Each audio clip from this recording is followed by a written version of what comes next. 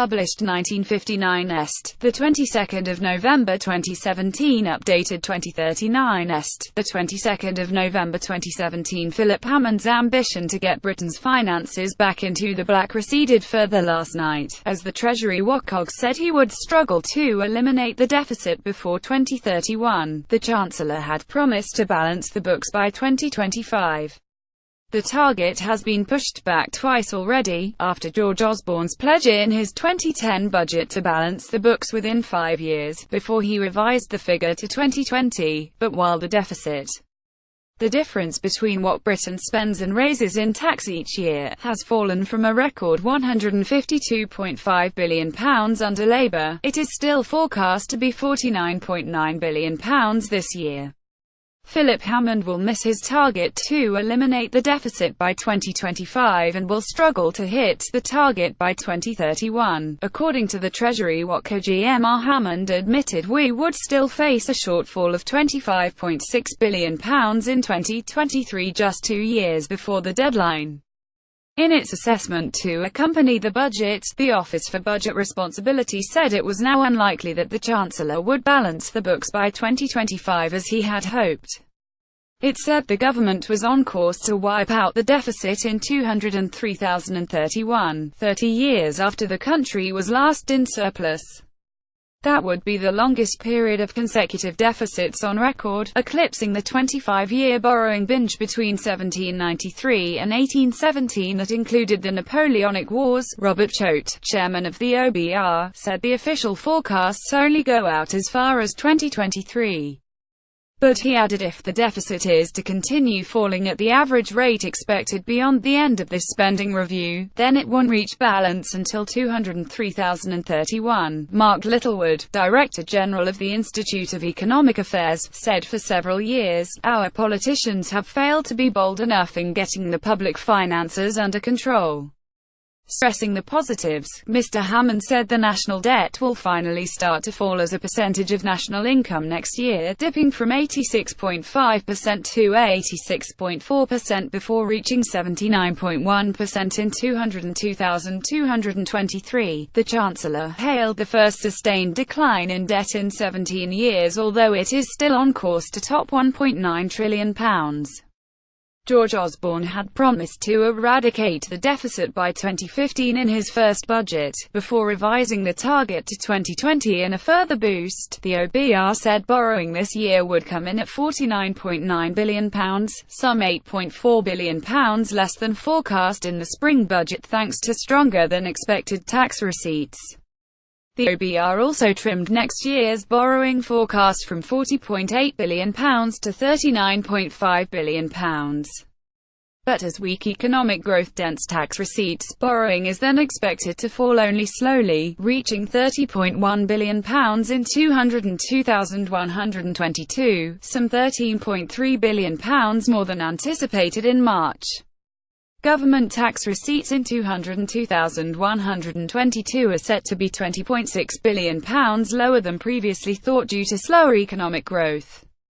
The OBR said recent data point to lower borrowing this year than we expected in March, which provides a more favourable starting point for the forecast.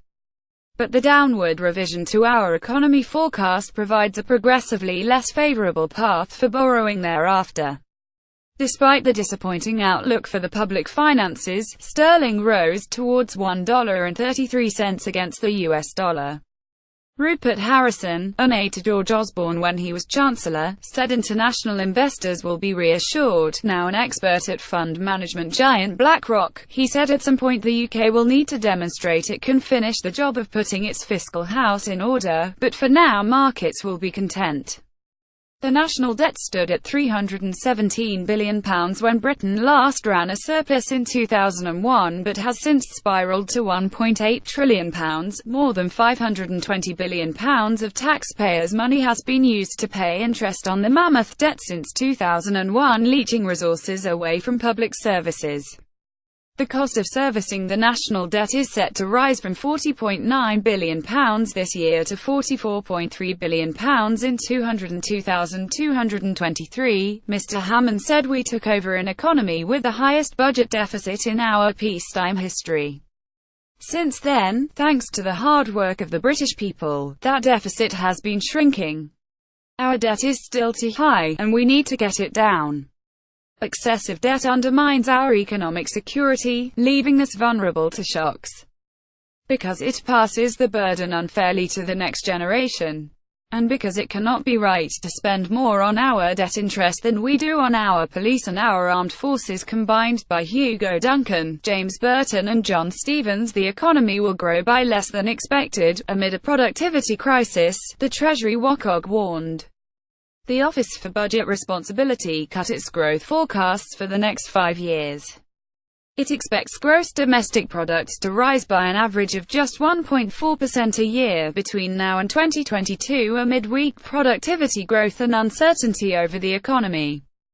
The downgrades threaten to blow a hole in public finances, forcing the Chancellor to tear up plans to eliminate the deficit by the middle of the next decade. But the OBR was accused of being too pessimistic last night. Economists and Brexit supporters argued the outlook is brighter than feared. Ex-Chancellor Lord Lamont said, "I would not be surprised if the OBR's figures turned out to be wrong." The Ernst Young Item Club said the OBR was erring on the side of caution and may be overly pessimistic. Striking a positive note in the budget, Mr. Hammonds said the economy had managed to confound those who seek to talk it down, by creating jobs and continuing to grow. The OBR cut growth forecasts for this year from 2 to 1.5% and downgraded 2018 from 1.6 to 1.4% and 2019 from 1.7 to 1.3%. It expects growth of 1.3% in 2020, rather than the 1.9% it penciled in at the spring budget, and cut its 2021 forecast from 2 to 1.5%. Growth is expected to rise to 1.6% in 2022. It is thought to be the first time in modern history that the official GDP growth forecast is below 2% for every year over the forecast horizon. The OBR said the main reason was a significant downward revision to the productivity outlook.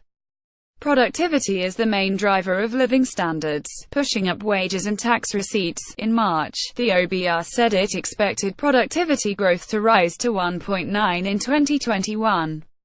But it now expects no productivity growth at all this year before it slowly rises to 1.3% in 2021. OBR Chairman Robert Choate said this does not bode well, and said the crisis goes back to before the banking crisis. Asked if Brexit had played a role, he said, "Not in this forecast."